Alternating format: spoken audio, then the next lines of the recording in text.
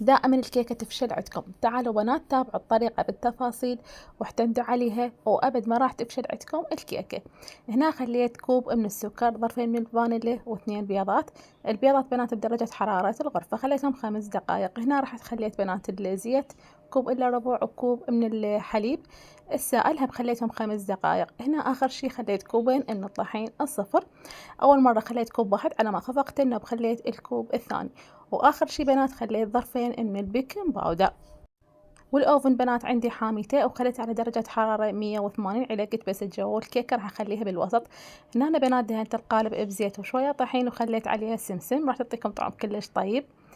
هنا بنات بعد ما استوت عندك كان ارتفاعها كلش حلو هنا قدام عينكم، وما اقولكم كانت كلش طيبة وهشة. واذا وصلتوا لهنا خلونا لايك وشاركوا الفيديو، سووا له حفظ حتى تستفادون من يمه. واللي هنا ينتهي الفيديو. باي باي.